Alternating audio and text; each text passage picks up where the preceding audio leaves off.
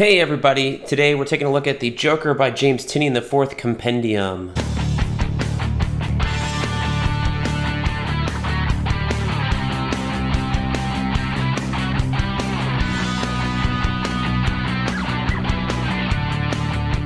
Hey everybody, and welcome back to BK Sports. As always, I'm your host, Brent, and today we're taking a look at this Compendium. This is the Joker by James Tynion the fourth. I guess they're calling it the Compendium because it is the complete series of that Joker story. Now, this storyline is a couple years old. The trade is new. The trade came out, a couple months back or so late 2024. This takes place after the James Tynion IV and Jorge Jimenez Joker War. So if you haven't read that, read this first, then read that run really, then jump into the Joker by James Tynion IV Compendium. So this is all 15 issues of the series.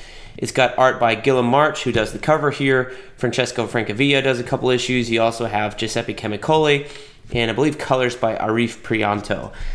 I like this series. This is pretty phenomenal. It's a little thin, honestly. It's 15 issues. I wouldn't call it a compendium necessarily. If that's how DC's saying we're collecting this entire volume of issues, then I guess that's what they're going with. A compendium rather than an omnibus if they're not doing an oversized, right?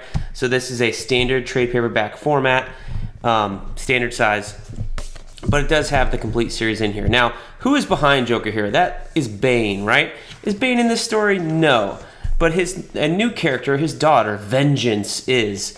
So that's pretty interesting. So this first piece here, and you'll understand why Vengeance is here, the daughter of Bane, because we have a brief snippet from the Joker War Zone, which unfortunately is not collected in this Joker War trade paperback. Like, it's pretty damn important, and it's not collected in this one.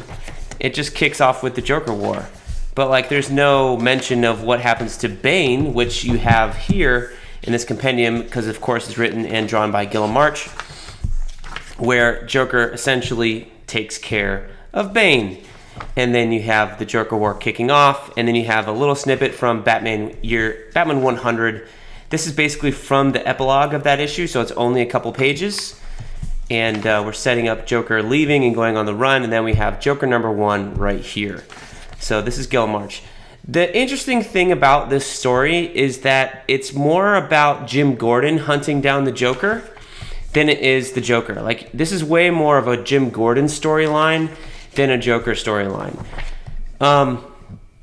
He's backed by this character who's basically funding his operation, his detective work. Jim Gordon, due to events in Batman, is no longer commissioner of the Gotham City Police Department, things like that. And here's Batman coming in and being like, "Are you sure you want to do this?" And he's like, "Yeah." So he hooks up with Oracle, Barbara Gordon, and says, hey, it's also his daughter, but I can't remember if they know who each other is at that point. But basically Batman says, here's Oracle's phone number. If you encounter the Joker and you find him, you call me right away. Don't do anything rash. And Jim, basically the whole 15 issues is hunting the Joker. Joker's on the run and has to basically contend with, why am I calling Batman? Why am I letting the Joker live? Because we know the Joker's killed so many people. It's a really, really cool storyline, and I enjoyed it, which is why I wanted the compendium. The other way these are collected is in 3 different trade paperbacks. So if you have those, you have this. If you don't have those, you can save a little bit of, I don't know if you could save a little bit of money. After all, for some reason, this does cost $60. I got this as a Christmas present this year, so I didn't spend that money. But yeah, $60 for 15 issues is a little steep, DC. Like $60 for the Starman compendiums that are, 50 issues long, or the Robin one, which is 35, 40 issues. Nightwing, I think, is 40 issues long. That is a $60 price tag for sure. 15 issues, that's steep, but oh well. So yeah, I would recommend you picking this up on a discount, from In-Stock Trades, DCBS, cheap graphic novels, wherever you like to shop for your steep discounts. Or if you see it at a con at a good discount, that's also good. So here we have Francesco Francavilla doing some stuff. Here's James Gordon. If you've read Batman the Black Mirror, you know exactly who that guy is, and you know Francesco Francavilla's artwork because he did a whole lot of it then also. But yeah, so it does wrap up in a and kind of a little bow, and you find out who all these people are, why they're after the Joker, and why did they send Jim on this Joker hunt. And it all comes to a head at this compound as Vengeance, Bane's daughter, comes in, and Bane also is there again. And yeah, so if you're reading like Robin right now, or Batman and Robin, you've met Vengeance, or yeah, I think it was Batman and Robin by James Williamson. You met Vengeance, and you're like, where did she come from? Her first appearance is in this Joker book. So that is where it comes from. So this is the final issue here. Giuseppe Camicoli. I love his art.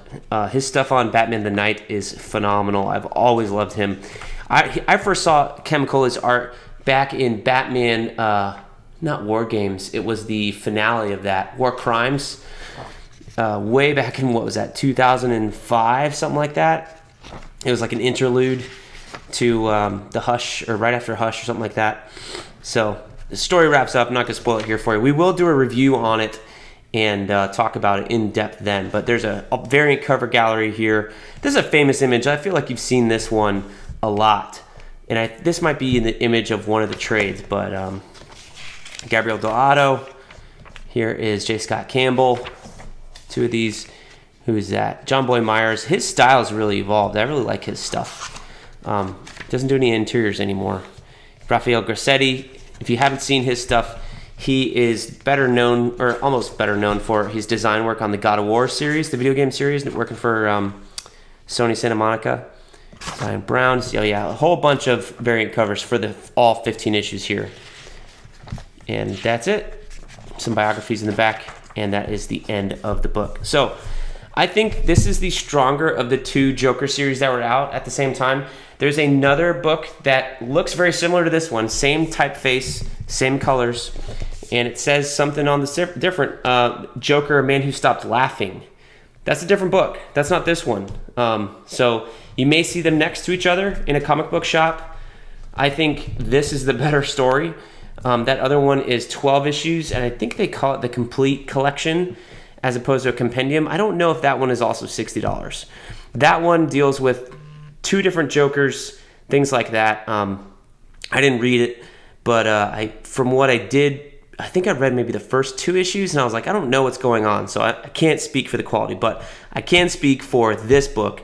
I really like this book. It's a great Jim Gordon story. It's a great Joker story, and really delves deep into why Batman has the rule he does, and how Gordon, a regular cop, has to deal with it. After all, killing Joker is still in continuity, and we revisit that scene here multiple times in this book, and it is excruciating to see Jim Gordon live through it again, and that's part of the reason why he's going after the Joker, but also because of what he did here in Joker War. So, do I recommend this? Wholeheartedly, but you got to read Joker War first, I think, then pick this up. So, anyway, thank you guys for watching. Let me know what you guys think of Joker by James Tynion IV, and we'll see you guys next time in the Funny Pages.